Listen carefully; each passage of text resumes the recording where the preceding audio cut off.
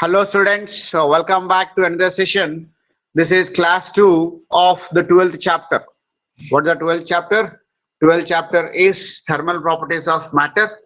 In the thermal properties of matter, we have seen part 1 which dealt with the basic terminologies in the form of heat, temperature, thermometer, different types of different scales of thermometers, right? And we have seen most importantly the concepts of coefficient of Linear expansion, coefficient of areal expansion, coefficient of cubical expansion, coefficient of cubical expansion. Now, coefficient of Linear expansion is given by L2 minus L1 by L1 into delta T. Do you remember this formula delta L by? Coefficient of Linear expansion is defined as what? We have seen one formula like this. Change of length is directly proportional to L1. Change of length is directly proportional to change of length means what? Final length minus initial length. Accordingly, change of length is proportional to initial length. Change of length is proportional to what change of length this is? If you take a solid body which is of linear size and if you supply heat to this, initial temperature is T1, you are increasing its temperature, you are supplying heat energy to that. You are supplying heat energy to that in the form of T2. Once there is a change of temperature, change of dimension of this body is seen, and accordingly, by removing this proportionality symbol, you'll write this as L1 into delta T, where alpha is equals to delta L by, can you write from this? Alpha is equals to delta L divided by L1 into delta T. The same thing is written here. What is our delta L? Delta L is equals to final length minus initial length, L2 minus L1. That is delta L by. Very good, Manasa. That is delta L is nothing but L2 minus L1. Or this is a thing what I have seen in previous class where alpha is given by. Now I'm just rewriting all these formulas. You might need these formulas at some point of time while solving problems. What is that? Alpha is equals to L2 minus L1 by L1 into delta T. Or what you can say? L2 minus L1 is equals to alpha into L1 into delta T. Simply taking this L1 into delta T to the other end. Right. Simply taking, right, Vanilla. Simply taking L1 into delta T.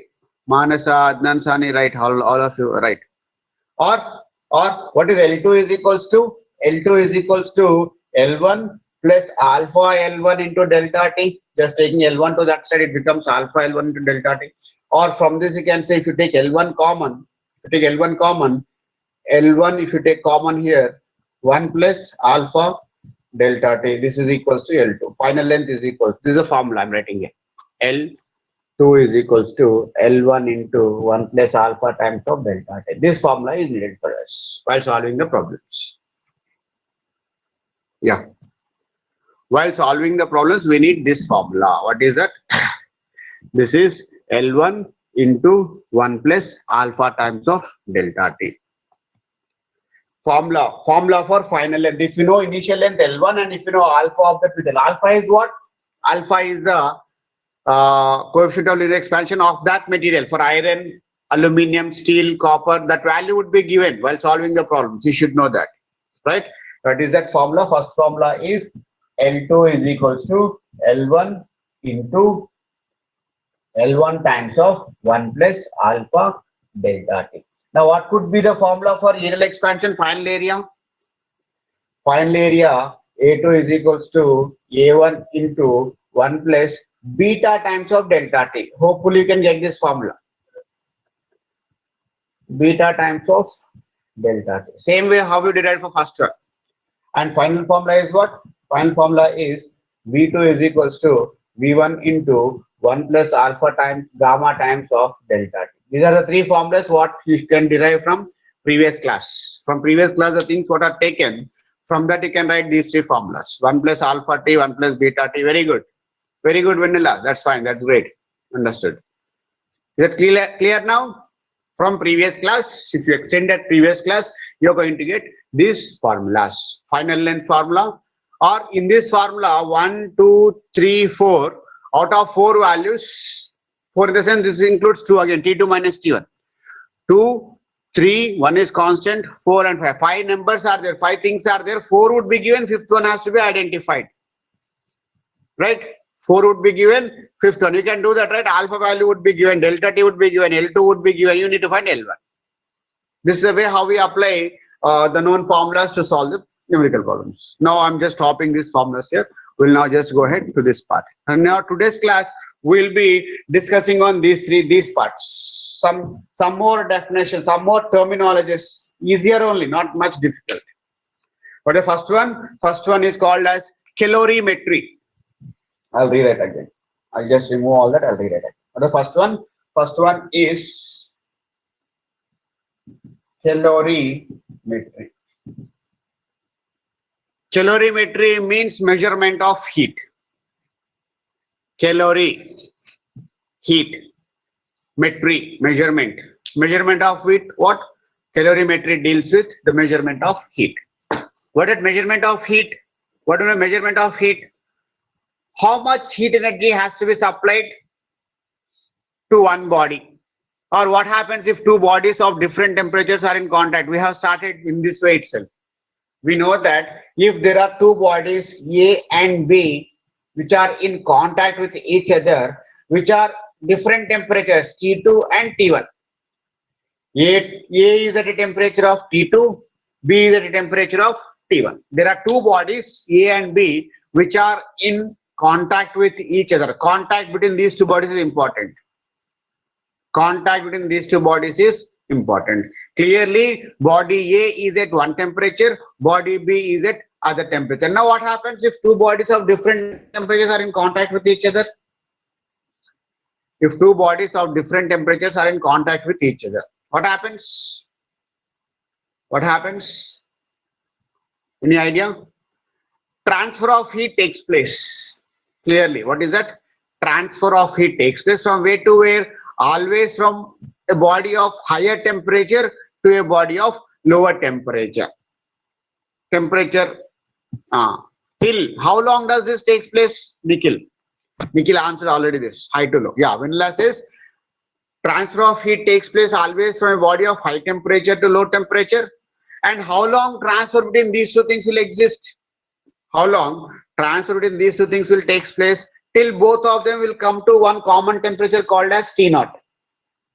Initially, this is a temperature T2, this is a temperature T1. Transfer of heat takes place. One would be losing the amount of heat, other would be gaining the amount of heat. But how long does this take place? This takes place for that time till there is no more heat energy present to transfer from one body to other body. Neither this can give heat, neither this can give heat. In that case, what does it mean? It means that both the bodies have same temperatures, and we are saying that common temperature as T0. Is the point clear? Until equilibrium is achieved. Very good. Same temperature, Rishita. Very good. Right. You're getting all the points. Calorimetry deals with the measurement of heat. Calorimetry deals with the measurement of heat. And what it says that transfer of energy always when two bodies of different temperatures are in contact with each other. Transfer of heat always takes place from a body of higher temperature to a body of lower temperature. And how long does this transfer takes place? This transfer takes place till both of them reaches the equilibrium temperature. What do you mean by equilibrium temperature? Means there is no more at equilibrium temperature. What will happen? At equilibrium temperature, what will happen? At equilibrium temperature, no transfer. Heat pulse can you take, right? Can you have any example to understand this? We have many simple, daily life examples. Usually to cool down the milk, hot milk, you want to take hot milk, but time is running out. So what is it we do? We put this hot milk in water.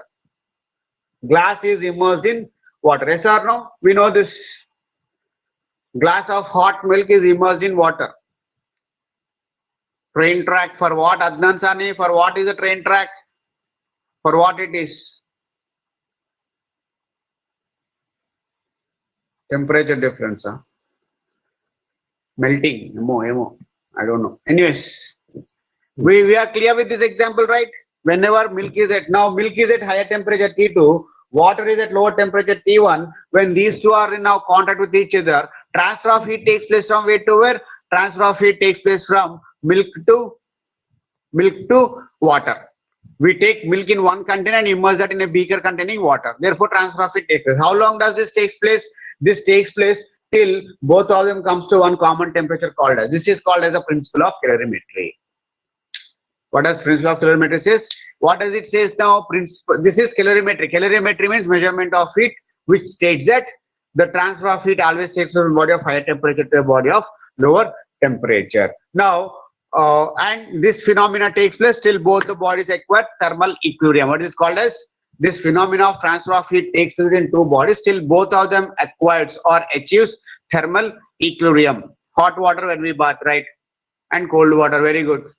Milk to water. All these are right examples. Vanilla, Madhu, and Ramya, right? Right, that's fine.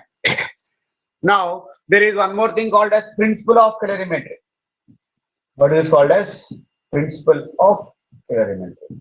What is principle of calorimetry?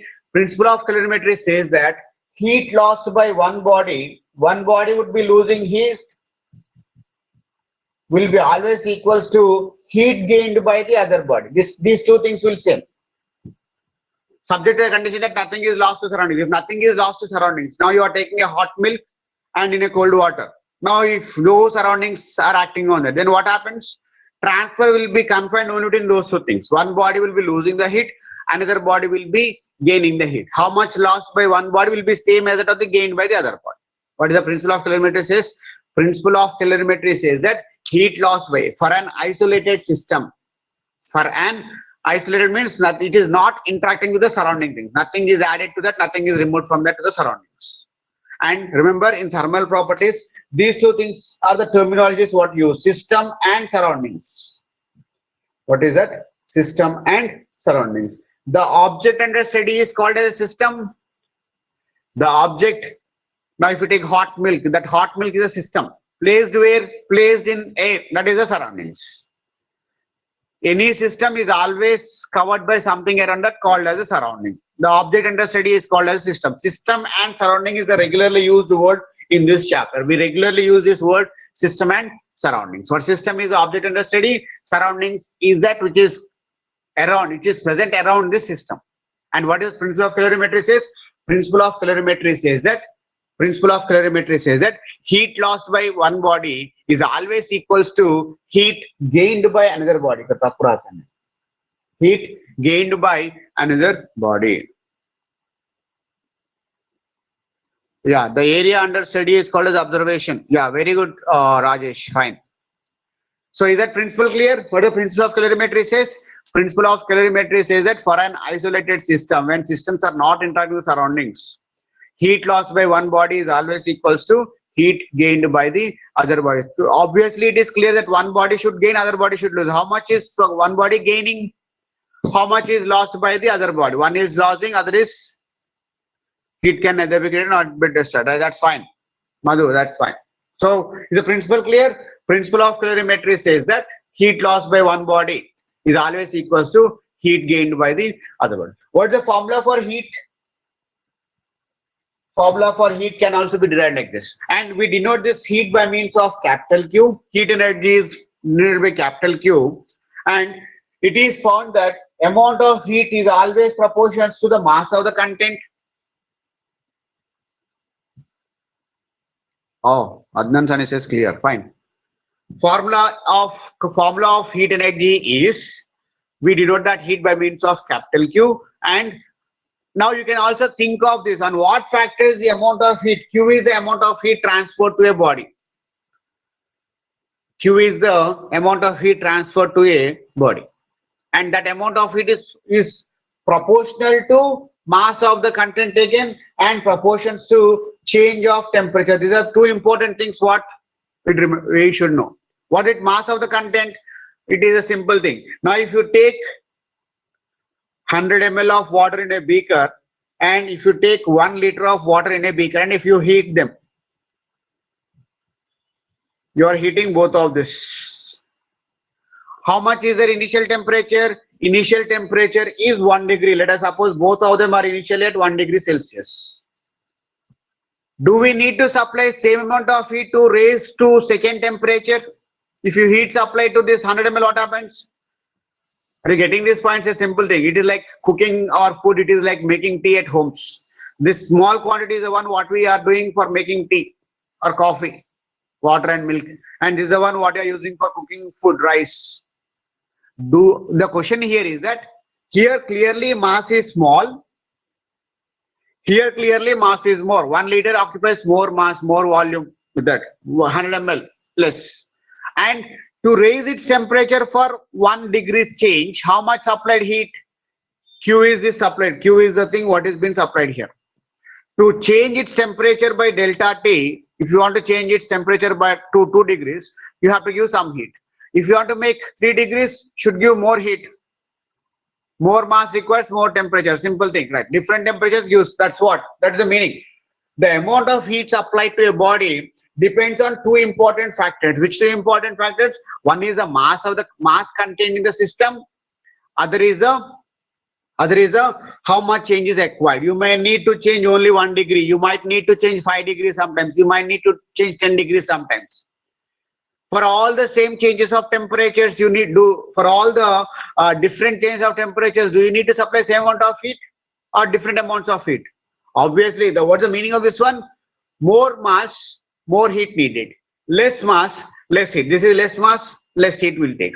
This is more mass, more heat it takes. Means heat supplied to a system is always proportional to mass. More and more mass you take, more and more heat is supplied. It also depends on one more thing, how much change is required. Is it needed less amount of heat or more amount of heat? Or the amount of heat supplied is clearly depending upon 2 important things. Now, can anybody tell me it depends upon 3rd important thing also? There is one more important thing on what heat supply depends. Can anybody tell me what it is? Can anybody tell me what could be the 3rd one? It depends. Material. Very good, Madhu. Material is equally important. If you take iron, if you take copper, if you take steel, if you take paper, wood, rubber, plastic, different things can come, things made up of. Texture of the material, very good, Nikhil. Texture of the material type of metal. This is called as material. That is nature of the material. That is important. Whether you are taking, we are using some specified containers in the form of copper or aluminum or steel. We are not using other things like in some places like they use this mud pots also, or we won't use plastic materials because their nature depends upon, but most importantly depends upon 3 important things. Amount of heat supplied to your body depends on 3 important things. What is that? One is mass of the body, other is the temperature change needed for that, and combining these 2 equations you can say it is m times of delta T. Now removing this proportionality symbol, Q is equals to m into S times of delta T, where S is called as specific heat capacity. What it is called as? What is this S called as? S is called as specific heat capacity. What is this specific heat capacity? Different types of materials will have different specific heats. Different types of materials will have different specific heats. Is the point clear? S is called as specific heat capacity, whose value is going to be, this is talking about the nature of material. For copper, some specific heat capacity. For aluminium, some specific heat capacity. For iron, some specific heat capacity. As a concept clear? Or this is the formula for heat capacity of a body. Heat supplied or absorbed from a body is depending on 3 important things. It depends upon mass, it depends upon specific heat of the body, it depends upon this is a formula for heat supplied to a body. Important formula. Heat supplied to a body is given by ms delta T. You might be knowing this formula earlier. Now some brief update on that. What is that? Heat capacity is given by means of ms delta T, where S is called as what? Specific heat capacity. Now we need to talk more about specific heat capacity, and also we have now what is the unit of this one? What is the unit of heat energy? It is in SI system measured in terms of joules, and in CJ system it is measured in terms of same unit as that of energy. Heat energy is also a form of energy. Is the principle of calorimetry clear? Is the expression for heat energy supplied clear? Amount of heat energy supplied, that is Q is equals to, given by means of ms times of delta T. Important formula where S is called as. We'll now try to define what is this specific heat capacity. Q is equals to ms calories. Yeah, one more unit is also calories.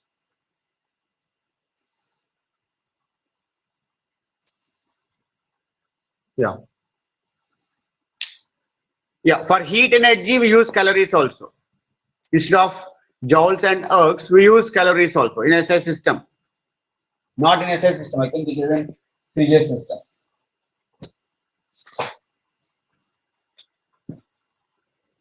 One second, I'm just checking that update.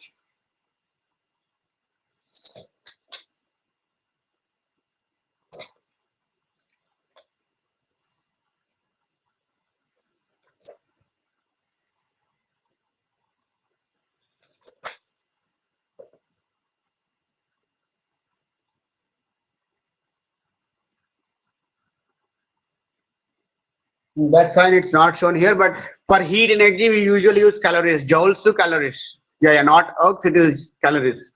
And what is that? 1 joule is equals to, 1 calorie is equals to 4.2 joules. Some conversion is there, we make use of this one.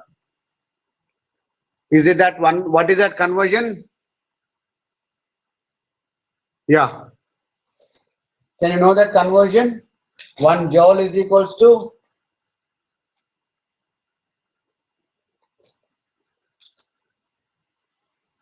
4.2.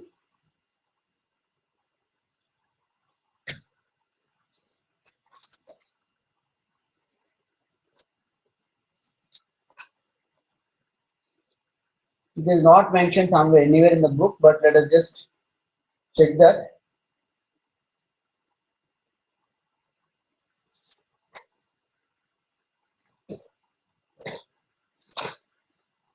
Anyways, the time is getting delayed. Just remember, as of now, just remember this point. We'll do that 4.2, not 5.2. Raja, it is 4.2 only.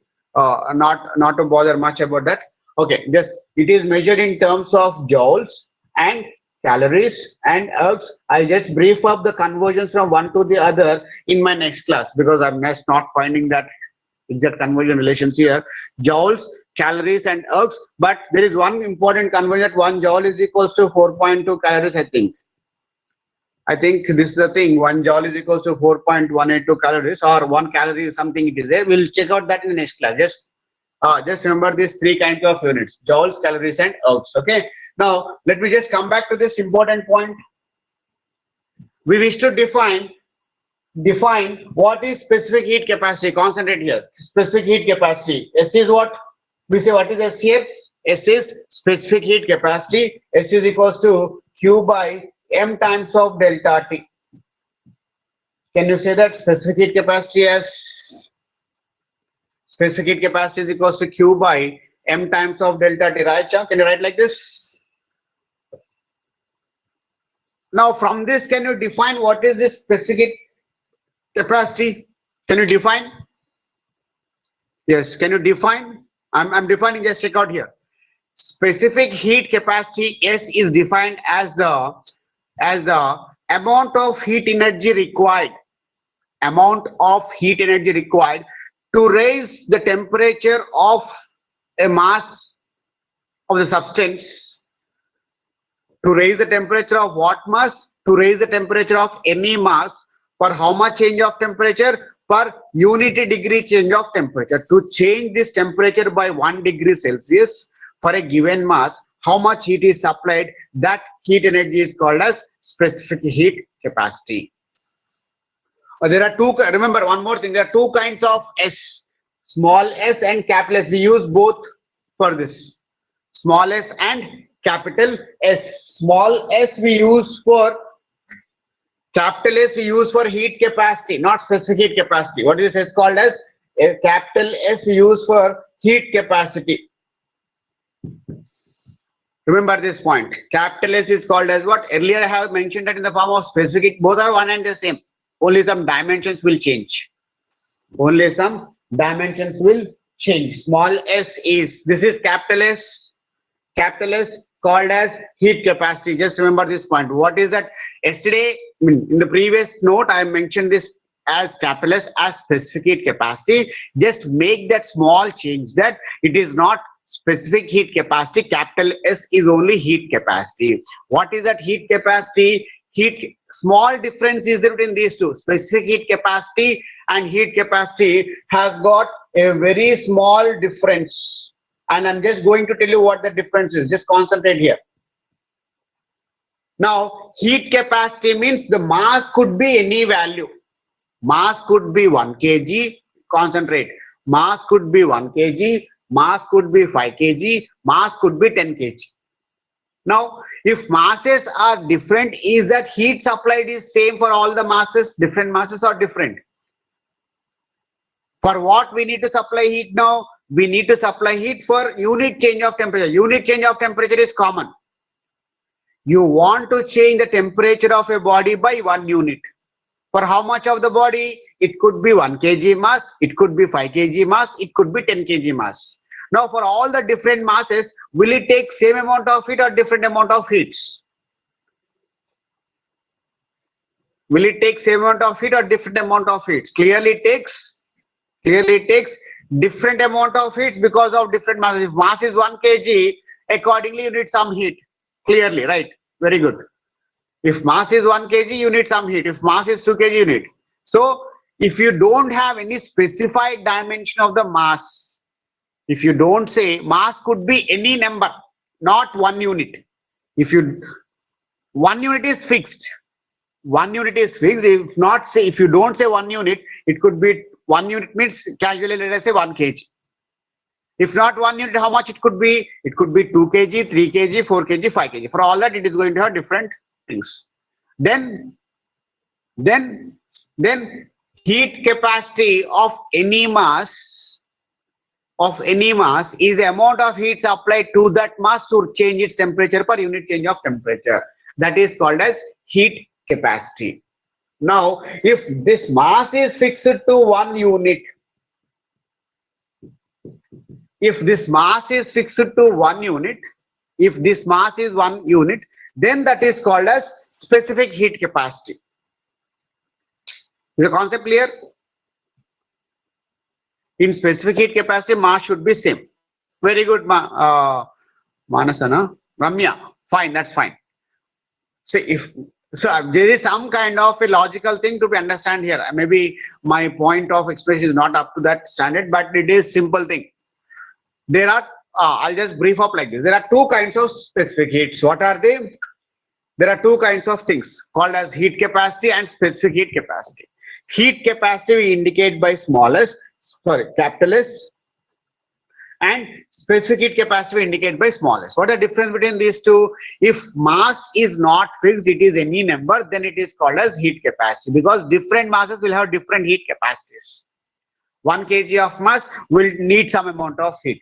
10 kgs of mass need some amount of heat. Accordingly, heat capacity of a 10 kg mass is different from that of heat capacity of 5 kg mass.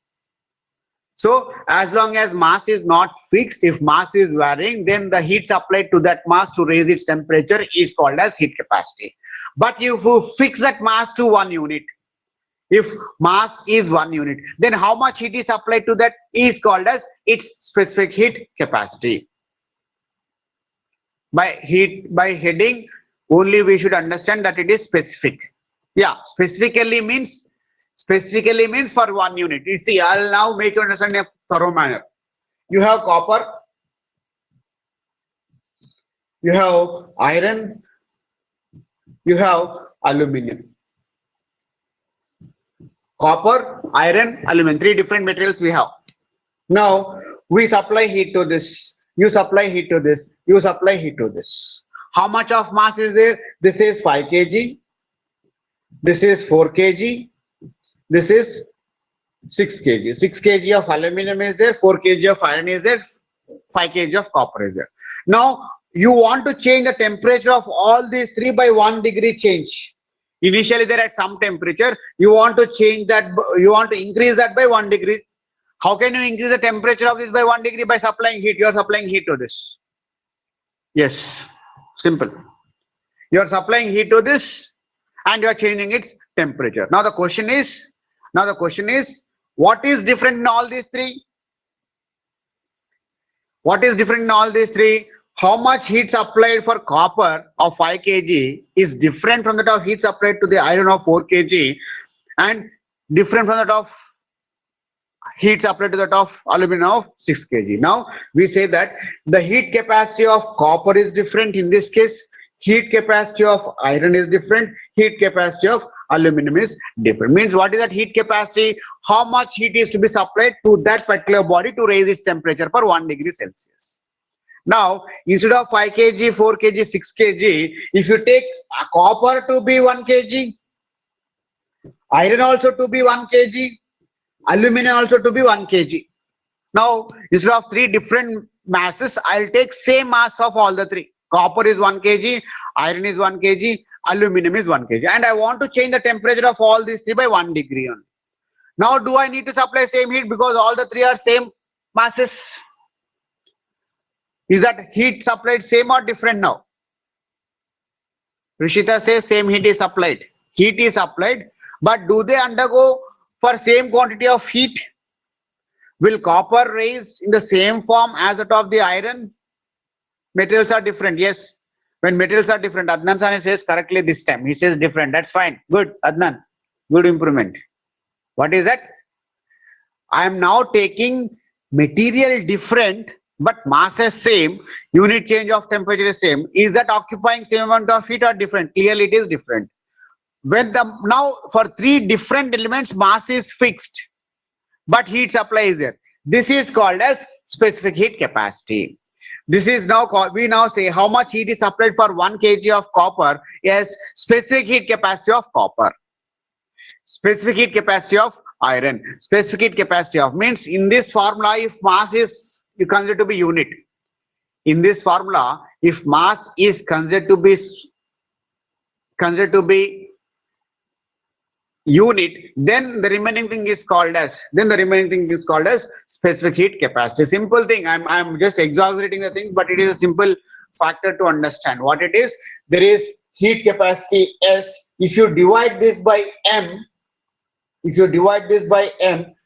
is the formula for S? Formula for S is Q by M times of delta T. You are dividing that entire factored by M, then what is that you are going to get now? You are going to get the factors of small s if unit is fixed. Or how to define this? Simple. How to define this? Specific heat capacity is defined as if M is equals to 1. If M is equals to 1, Q by delta T is what small s is. If M is equals to 1, Q by delta T is what small s is. Are the points clear? Are the points clear?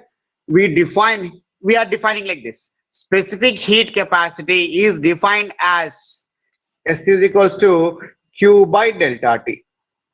What is this formula for small s now? What is formula for small s now? Specific heat capacity.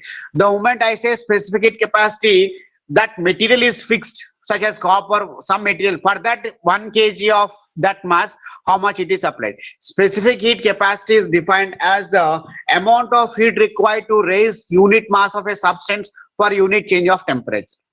Definitions are, see, specific heat capacity of a material is defined as the amount of heat energy supplied to raise the temperature of a unit mass for unit change of temperature. To raise the temperature of a unit mass, because unit mass is taken to be 1, and per unit change of temperature, Q by delta T is called as heat capacity, specific heat capacity. Q by M delta T is called as Q by M times of delta T is called as heat capacities. Are the concept clear? Heat capacities for a material, simple thing. ఇప్పుడు ఇదంతా మీకు అర్థమైతే ఒక చిన్న విషయం చెప్తాను చూసుకోండి, simple గా అర్థమైపోతుంది. Heat capacity of copper is different from that of specific heat capacity of copper. What does it mean? Simple question. Heat capacity of copper is different from that of specific heat capacity of copper. What does it mean? Question malli adugutunnan. I'm asking this question. Heat capacity of copper is different from that of specific heat capacity of copper. What does it mean?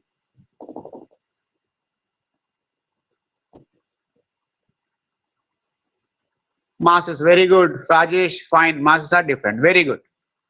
If mass is not unit, mass is not one unit. For any number of units, more heat is applied. That is called heat capacity. But if you say mass is fixed, then it has got specifically that heat capacity. Or if I say copper of 10 kg, there are 10 specific heat capacities in that. All are same only, but it has to be done 10 times of that. Yes or no? The point clear? Yes to yes. Yes.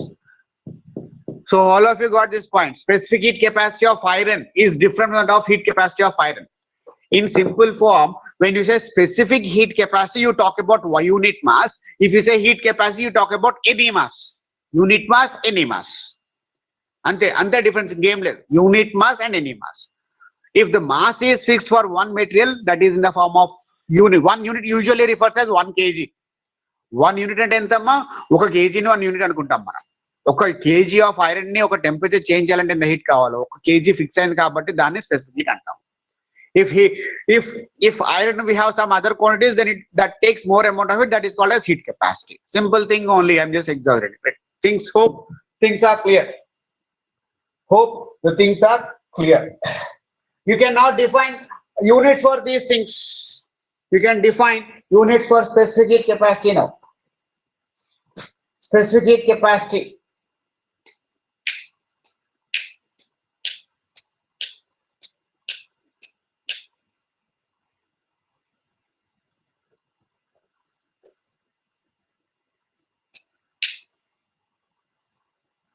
Yeah, for unit mass, it is referred as specific heat capacity. That is, S is equals to Q by M times of delta T. This is called as heat capacity and is given by the formula joule per kg Kelvin. Check out.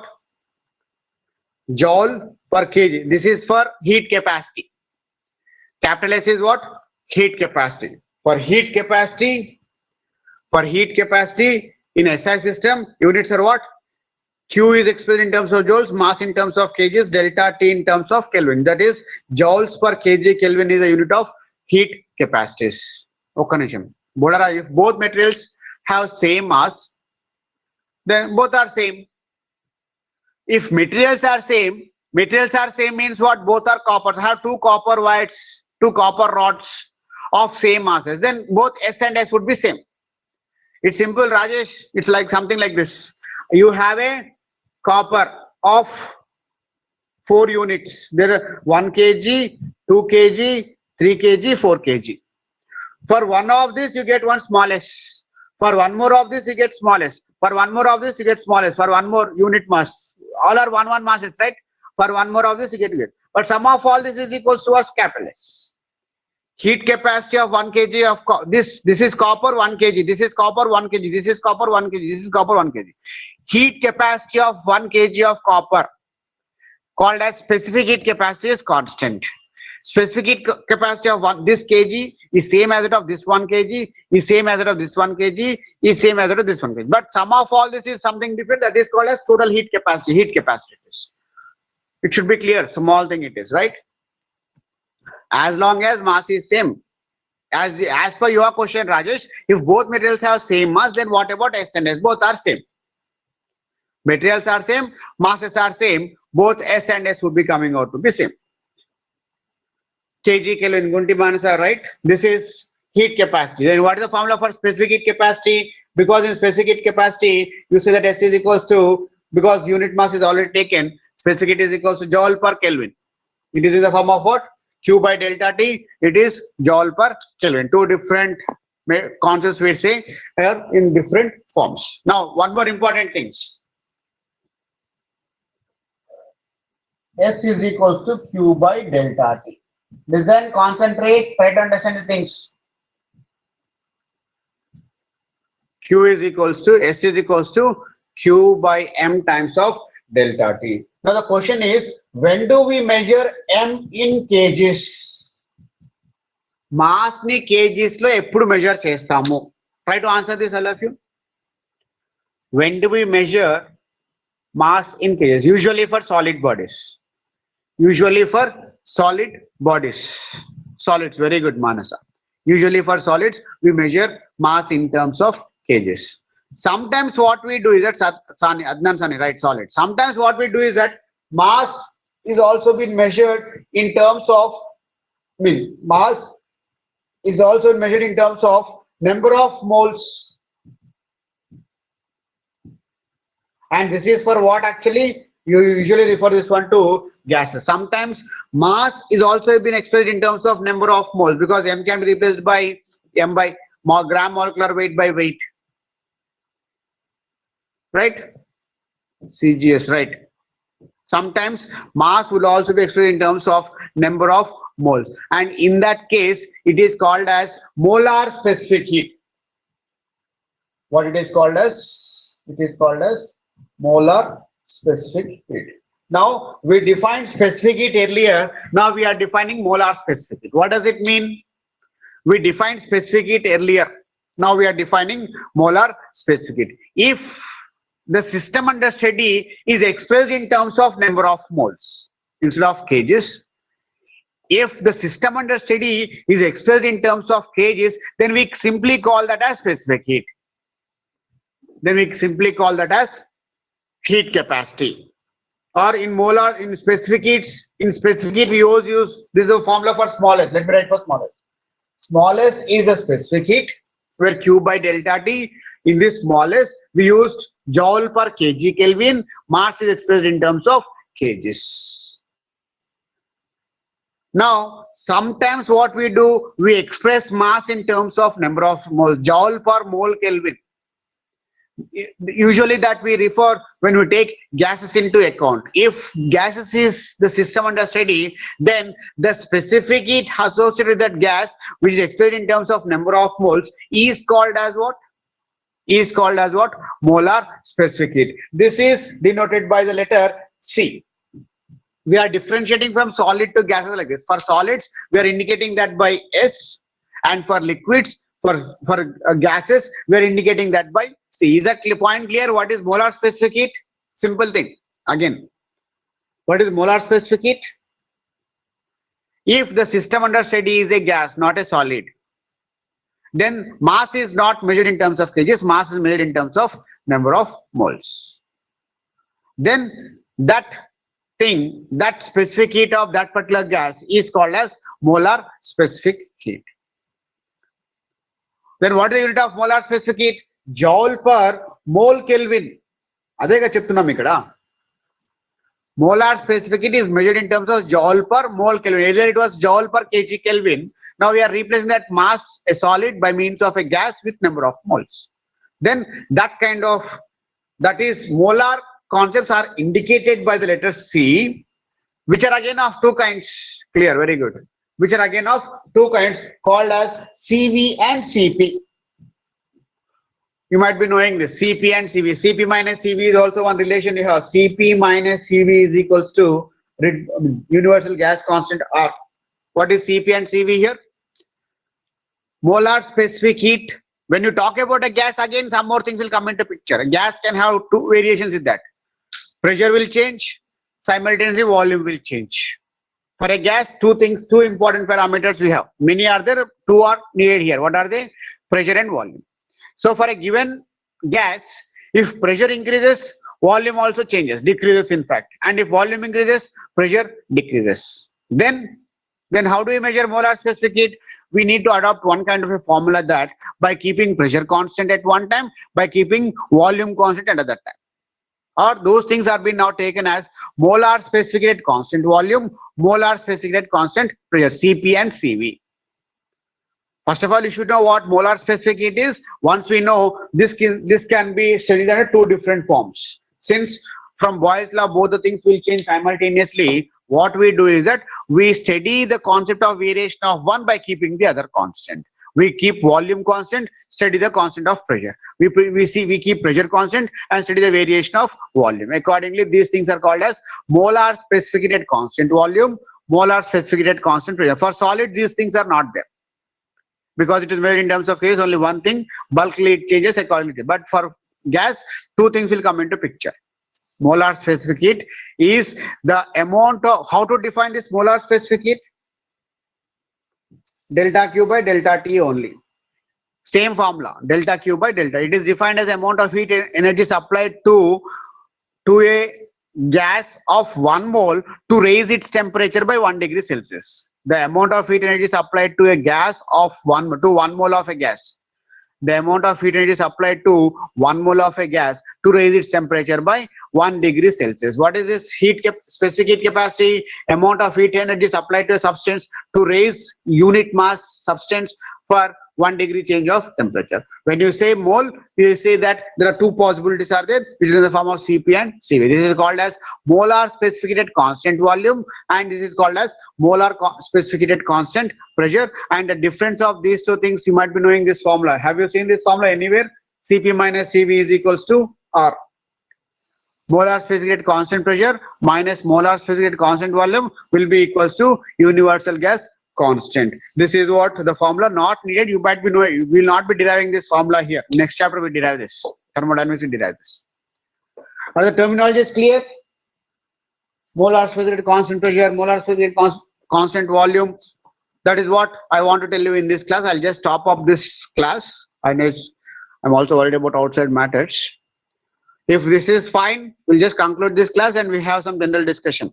This is the thing what I want to take in this class and next class. And this is the thing only we have till your next test syllabus. And after this, we start. Tomorrow we take one more class. Tomorrow, Saturday, right? Second Saturday, holiday it is. I'll give some problems tomorrow. I'll not take class tomorrow. I'll give some work based on these things, right? I'm just stopping recording now. Thank you for joining.